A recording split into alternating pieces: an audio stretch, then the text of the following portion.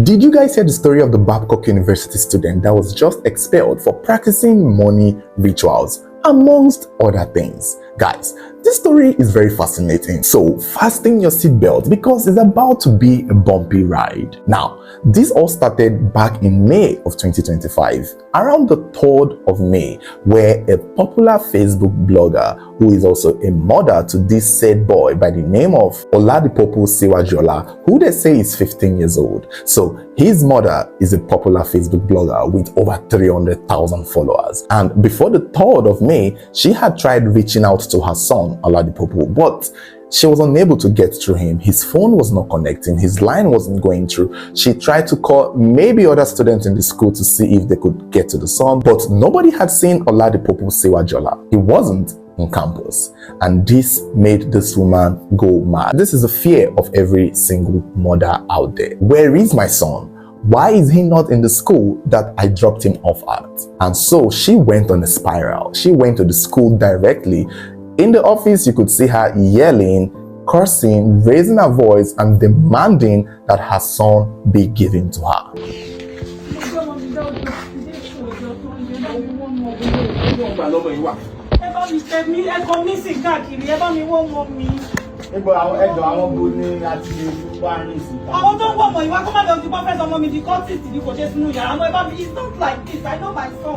And Babcock University itself was just confused.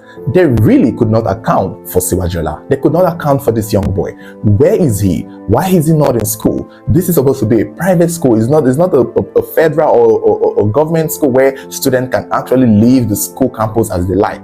This is a private school that is known for pretty much securing, protecting, and keeping their kids in check with strict rules, as though it was a secondary school, just a glorified one. But basically, by right and by popular knowledge, I guess, the school itself is accountable for all the students in the school when they are in session. So how come they could not account for this young boy? Where was Oladipopo Siwajola? Why isn't Babcock able to present him when the mother came to look for him? This was a big problem, and Babcock knew that they were in big soup. They knew that they're in serious trouble.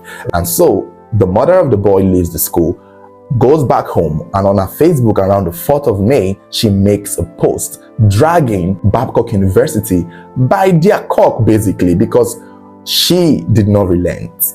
And again, she's a blogger with over 300,000 followers. She did not need the help of blogs to help her make this post. When she made the post about her son going missing in Babcock University, her fans and followers pretty much carried it on. They helped her. They made the repost. They kept dragging Babcock. It was a big scandal almost on Facebook. It was a big conversation. It was a big chaos. Why couldn't the school provide this boy? What did they do with this boy? Just few hours after she makes the post on Facebook, we got the news that the boy had been found. And this was good news. Eventually herself, the blogger posted that the son has been found and he's well, and pretty much thanks everyone for looking out for her and praying for the son's safe return. But the problem was, now that the son is back, where was he and how did he go missing? Her followers wanted to know the answer to this question. They wanted to know where he was found, how he was found, and what is the explanation behind him disappearing from the school. Where and how did he go missing? Because not only did the fans have questions, Babcock University also had questions. Now, it may have been that part of his mother's response to people asking how he was found was that his secondary school mate in Lagos found him. That is all we got. So she may have said so. She may have put it out there that it was the boy's classmate from secondary school back in the day that found him. Now, on the 15th of May, the young man goes back to school and Babcock is like, yeah, young man, come over to the office. We gotta talk. Like, we gotta talk. Let's talk. You know, so we'll see where we went wrong and see how we can do better in protecting you and making sure that you don't disappear again. You know, Babcock was really concerned for the young man, and they really wanted to know, you know, their part and how they can serve the students better. Except 3 weeks later, on the 4th of June 2025, Babcock University announced that they've expelled the young man. Oladipopo Siwajola was expelled and dismissed from Babcock University. And everybody is like, oh my God, why? I mean, come on, you guys misplaced this young man and now you are expelling him? Why would you do such a thing? Everybody was confused as to why Babcock is expelling this young man, until Babcock released a statement detailing everything surrounding the mysterious disappearance of this young man, how he disappeared, where he went to, and what he had been doing. And this is where things started to make sense, especially to the woman's followers, because if we take it back a bit, when people were waiting for her to come and explain what happened to her son, the first post she may have made, aside telling people that his secondary schoolmates found him, was her apologizing to Babcock University. And it did not make sense then, as far back as May 5th or 6th, where she was making a post apologizing to Babcock, saying that it was the mother's instinct that kicked in. She was just angry, it's mother's rage, that she's sorry. And people were like, ma, why you they apologize to them now? Not be them misplaced your picking. Why didn't they? It is not their job to look after your child. Why? How did the child go missing? Why are you now the one apologize? We should be fighting the school for you. Why are we now begging the school? Maybe clearly at that point, the mom already knew the details of how this boy left and where he went to. She just didn't want to share it. But after the news of his expulsion came out, Babcock decided to share it for her and for all of us to see. Now, another thing again is that when this boy went missing, some of his classmates were saying things like he was owing people money, and that was why he ran away from school campus. And the mother made a post regarding it, swearing on the lives of these students that anybody who is saying my son is owing money is going to die like a pig. And if you remember in a video, she was like, I know my son. My son is a very good boy. It's not like this. I know my son. If he's owing anybody, I will pay. Look for my son. My son is not a bad child. I know my son. Baby girl, you spoke too fast. Because the things that Babcock is accusing this boy of doing, yikes. Ma, you may want to take back your words. Because, yeah, your cute little 15-year-old boy is not that innocent. Oops, I did it again. So Babcock University were able to do their investigation, and they found out that on the 28th of April, Siwajola, the young man, deliberately left school campus wearing a hoodie and disguising to be someone else who wasn't a member of the school. And he went out through the university teaching hospital gate.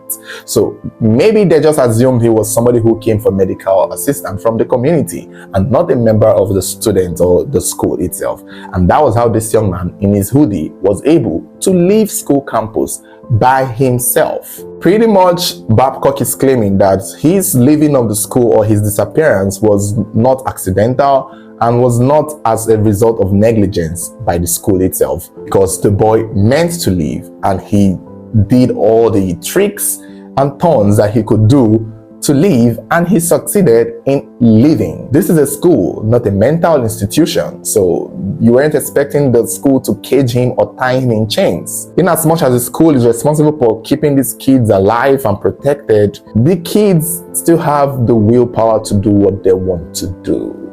And such is this case, because the young man wanted to leave and he left. Now, the school went on to say that when the boy came back on the 15th with his dad, he was invited, as we've spoken, to explain the details surrounding him leaving. And in his statement, in the boy's own statement, he revealed a whole lot of things. He revealed a whole lot of things that sort of implicated him, and it's part of the reason why the school had to let him go. Which in my mind, I'm thinking, why didn't the parents coach him? I mean, if you're going to bring your son back, you kind of have to tell him what to say, because this boy spilled a whole lot. This boy clearly, in my mind right now, wanted to be expelled. It was revealed in his own statement and by the school that He left school campus to go and meet a native doctor, pretty much, a spiritual herbalist, to buy a black soap worth 100,000 naira. And according to the school, the intention for that soap was to hasten his Yahoo plus. The school statement claimed that the young man further said that he was doing a lot of fetish things to get rich quick, that he really wanted to get rich, and that was why he left to meet a native doctor to get a black soap, which he paid 100k for, and had the intention to use it with hopes that it would work. Now, I need you all to put something in mind. We've done a lot of money ritual stories here. We've done a lot of soaps. We've seen stories where these Yahoo boys buy soaps. And one thing, if you recall, that these soaps, the ingredients of this black soap that Yahoo boys buy to enrich themselves or help their Yahoo plus goal, one of the major ingredients is commonly human flesh. Yeah, unless the 100,000 naira soap he bought had some other kind of flesh, but I don't know. Black soap that we know that native doctors sell to ritualists or Yahoo boys or people who want to make money mostly contains a pounded human remains, tagadam. And that is what we are hearing that this young man went to pay 100k for. And I think he bought the soap. He brought the soap to school, because in the statement of the school that they referenced the soap to the mother, somewhere where they said that the mother told the school that the soap was her who gave the son the soap to treat infection. But the boy said no, he bought the soap from a native doctor. Ooh. Now, the young man also confessed in his statements to the school that he did drug peddling, that he sold drugs around school campus.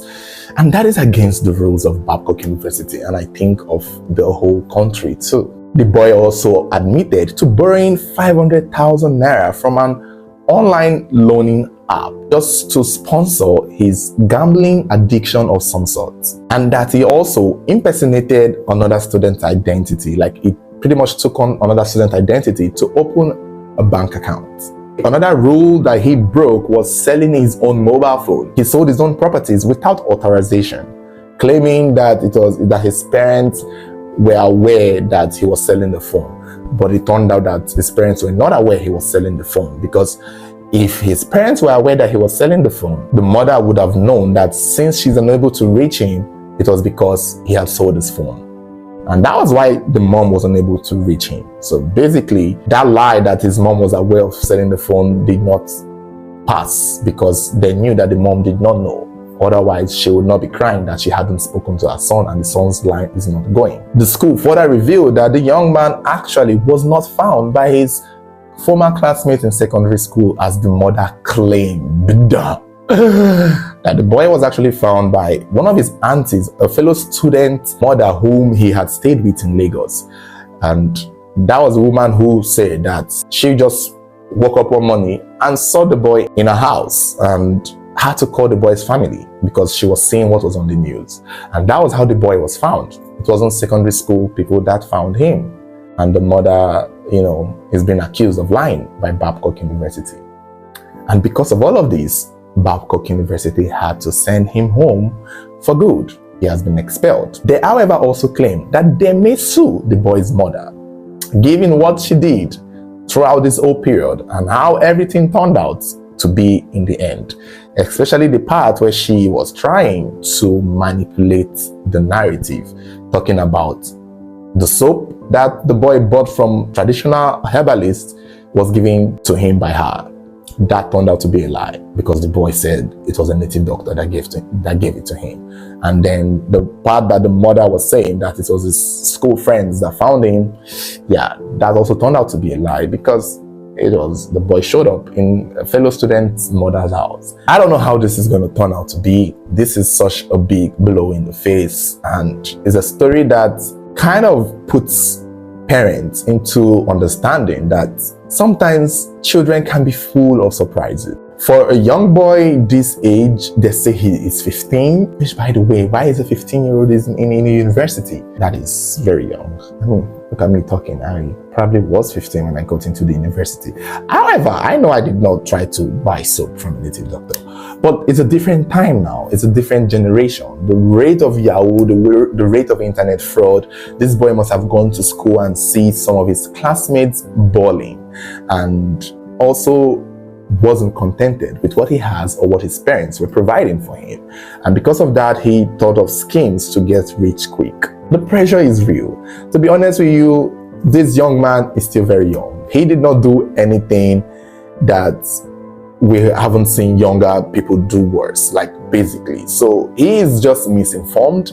He is just misled, in my opinion. And I think him leaving the school is the best, because he needs to be rehabilitated. He needs to go back and be told that these black soaps don't work. Gambling is a problem. He needs to be told about the wrong things that he has done, and he needs to see them from that perspective so that he doesn't get the wrong idea. Only God knows where he got all of this from. People online are saying that, oh, he goes to a white garment church, and maybe that's why, or where he got it from. And I don't know. We've seen people in white garment church get caught up in money ritual scandal. We've also seen people in Catholic church get caught up in this scandal too. So it's not a thing of religion, it's a thing of information, and he was misinformed. It's a thing of being misled by people who have that mentality. I don't know if it came from the home or if it came from his fellow student, but somewhere along the line, he assimilated this mentality that these fetish things work. But they don't. And as a 15-year-old boy, it's not something you should be worried about, especially if you come from a well-to-do home. I want to assume that this young woman and her husband are doing well to take their son to this school. So he should have just focused on his studies and not worry about making money at that point. Because what if you want to be so rich, then why are you in school then? If you want to make millions, then apply for jobs, go and work. And maybe then you realize that it's not as easy as he thought. Imagine if he had gone to that babalawo to get soap, and then the babalawo uses his head and tells him, if you want to make it so fast, you have to kill this, you have to do that.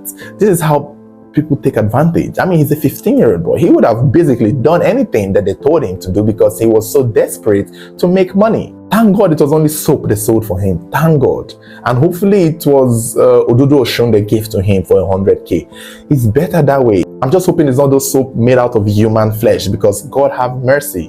What is this world turning into? Ooh, this was a roller coaster of a story. Thank you guys for watching to the end. If you made it to the end, I know some of you got tired halfway and be like, get to the point, Daniel, get to the point.